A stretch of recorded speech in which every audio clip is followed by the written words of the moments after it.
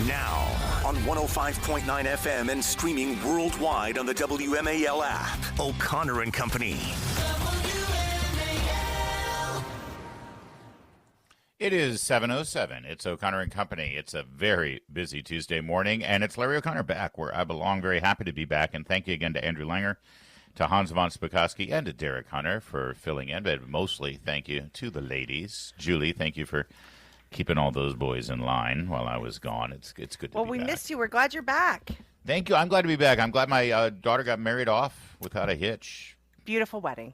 So happy Thank for you. Larry. It's such a it was so nice seeing the pictures with you spending all that great time with your family. Yeah, if you want to know where I've been, just take a look at my social media, either on Facebook or on the X and Instagram. Apparently, my pictures go over there as well. I don't know. I didn't set that up, but apparently my Facebook posts go automatically to Instagram, which is a good thing to know. Coming up in 30 minutes, Representative Brandon Gill is going to join us about the defunding of PBS and NPR. 8:35 is Alex Sawyer from the Washington Times, who's covering the Diddy trial, because we're all about Diddy.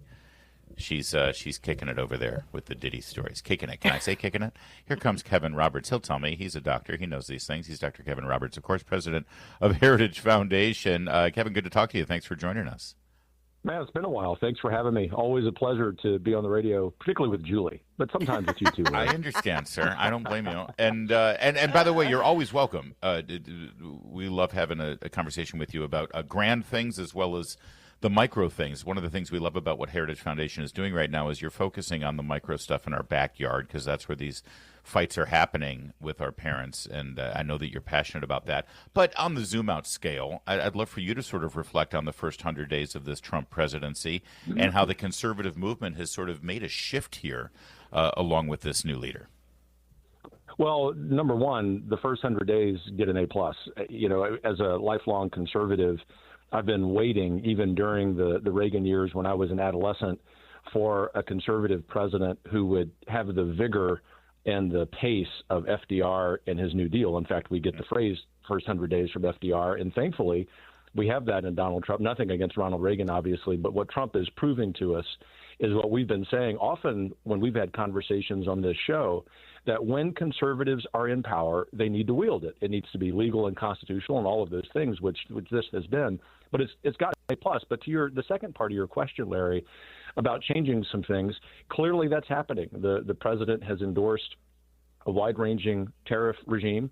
Heritage is largely supportive of that, particularly as it becomes refined to something that's more reciprocal and zealously focused on China, using tariffs as a tool of statecraft. And I think there will be long-term benefits to the American economy and society and working-class families. All of that to say, to sum up here, what Heritage is focused on is making sure that the conservative movement is building a bridge from the success of these first 100 days to the next 5 years, the next 25 years, the next 75 years. That's precisely what the motivation was for FDR and his cabinet. And I know that President Trump and Vice President Vance and their wonderful cabinet are focused on the long term as well. Kevin, you know, we've seen a lot of criticism, a lot of panic, obviously, by the corporate media and the left about these tariffs. But there's been some thoughtful conversations on the right as well. And some on the right are saying, why didn't Trump just focus on China, who's the real problem when it comes to sort of this trade imbalance? What are your thoughts on that? He's done a worldwide sort of project here of setting tariffs on other countries. Why didn't he just hone in on China? Well, to your point, Julie, there's been a real thoughtful conversation on the right. I would like to think that my colleagues at Heritage, especially Richard Stern and Dr. E.J. Antoni, who do a lot of media on this, sort of lead the way on this in saying that the more Treasury Secretary Scott Bessent takes the lead on this, both in substance and messaging, you see what the ultimate end game is here for the Trump administration, which is to use the wide-ranging regime as a negotiating tool so that we get bilateral trade agreements. But we keep hearing from the administration, even this morning, that the first of those bilateral agreements is imminent. And once that happens, whether it's South Korea or Japan or India or the United Kingdom, you're going to see dominoes fall. And once those dominoes, each of them being a bilateral trade agreement, they're going to put China on an island. It's really important that we defeat China economically before they have the opportunity to defeat us and other allies militarily. We're speaking with Dr. Kevin Roberts of Heritage Foundation, and you harken back to the first 100 days of the FDR presidency, and he had a pretty super majority there of Democrats, if I remember right, and they were able to codify much of what he wanted through legislation, and it was fast-paced and it was wide-ranging. Do you have concerns right now that so much of what Trump has been able to do to steer the ship has been through executive order? We saw firsthand how that can be undone. And are you concerned that Congress is not spending as obviously they're very busy with reconciliation? That's a big deal. But do they have a roadmap to move much of this through legislation as well?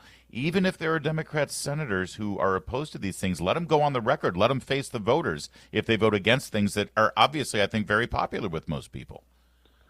We share your concern. We understand that math is an inflexible thing. And so if you're Speaker Johnson, you've got a thin majority. If you're Leader Thune, you don't have a filibuster-proof majority, and yet the will of the American people is very clear. And so while Congress is right to be working on reconciliation, and we're still hopeful they pass that sooner than what they're saying, because that certainty on extending the tax cuts and some of the other fiscal policy will help the Trump administration land the plane on the reciprocal tariff regime. Congress also cannot be allowed to sort of check out, literally check out of the city once they pass reconciliation and fail to codify all of the great work that President Trump has done via executive order for two reasons. Number one, it needs the full force of law. My hobby horse, my interest is eliminating the U.S. Department of Education. Yeah. That literally cannot happen just via executive order.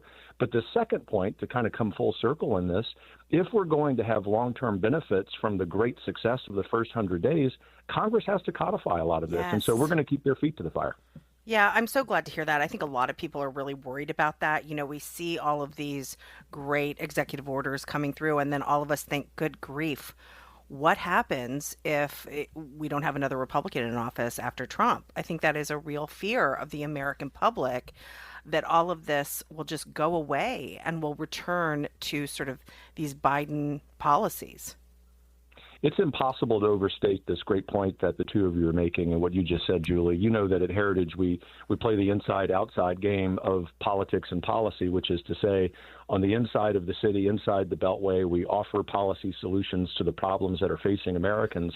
But the outside part, which is really what we specialize in, means that many of us spend far more time with regular, normal, everyday Americans than we do those of us who work during the day inside the city. And the normal, everyday Americans, regardless of which political label they identify with, are saying, we want these reforms that we elected Donald Trump to implement to become long-term. And it's imperative that Congress stop playing the game of calendar and slow-walking things in order to get the will and the work of the American people done. One late night in New York in my youth, I was actually detained by the police for playing the inside-outside game against... But that's a whole other story. I think Dr. Roberts has something else. It is a different story. Kevin Roberts, can you stay with it? We got to take a quick minute on traffic here. But I want to ask you about the left, about Democrats, and how they've responded so far, because I think it's fascinating and how where they are right now as a movement. Do you mind, just real fast? Larry O'Connor, I would happily do that for you. See you there. He's getting his comms person on the line right now. Yeah, exactly. Should I do this? Really? WMAL, making sense of the news. Live from the Home Paramount Pest Control Studios. Home Paramount, the leader in pest control since 1939.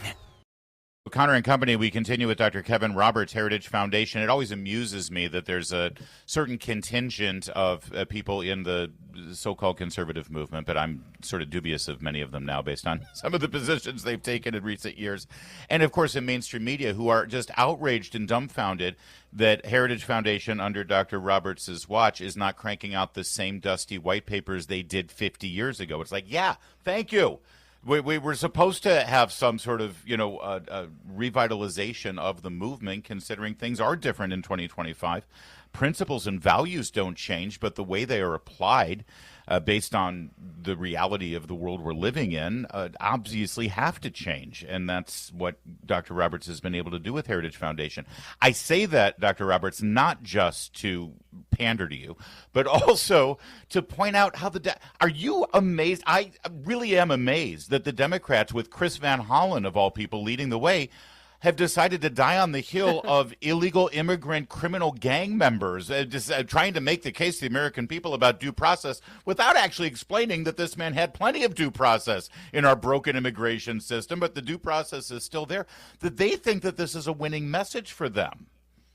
They do. You know, I've never seen in my lifetime, I think, certainly in my career in public policy, the left continue to make so many tactical errors. You know, they did, you know, with the switcheroo between Biden and Harris, they did almost got away with it with Harris as the nominee.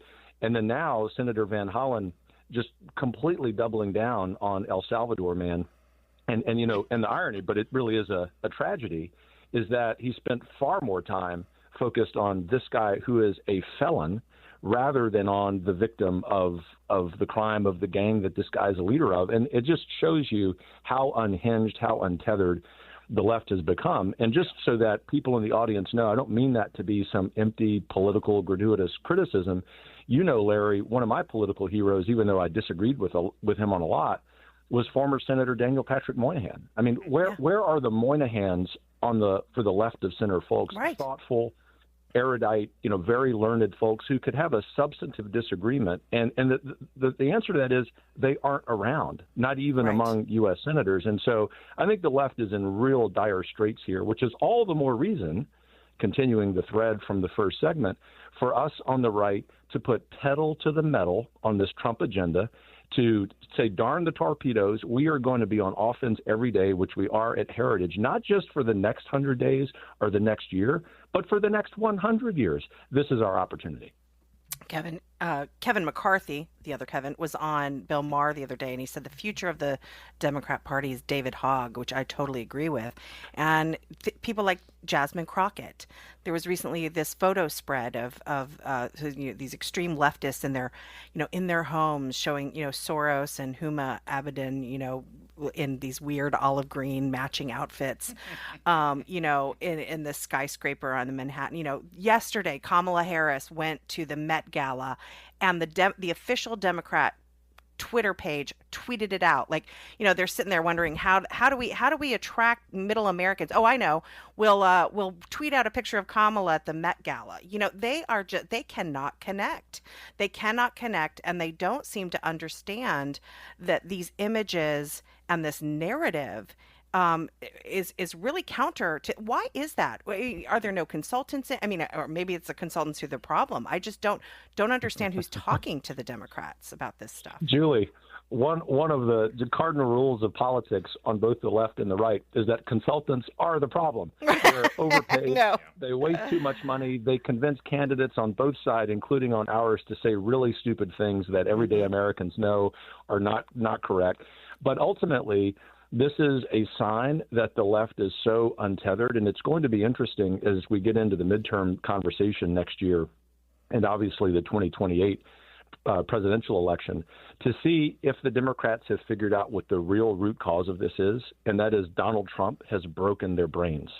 Yeah. He's broken the brains of a lot of people on the right as well. That is to say, people who just can't adjust to the normal understanding that principles and values never change, but American society and economy do. And what leaders do is take the risk of saying, I'm going to apply these timeless principles in a way that reflects the circumstances of the day. Right now, the two leaders of our movement, the president and vice president, are doing that nearly perfectly. The left has not adjusted. And as long as it takes them to work through this morass that they're in politically, that's the opportunity. That's our window of opportunity to get great policy done.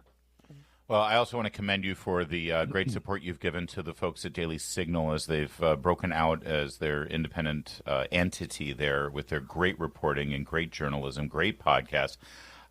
Mary Margaret Olohan is absolutely a shooting star there in the White House briefing room, and we're just so thrilled with the direction that you're taking everybody over there. And we got your back, Kevin Roberts. Y'all are the best. I mean, you are my morning drive-in, which you will be here in a few minutes as I go from Virginia to D.C., which has become so much busier and more treacherous. So thank you all for what you do every day. And we love the Daily Signal and Mary Margaret and Elizabeth Mitchell, who's there in the White House with her, and many other great reporters.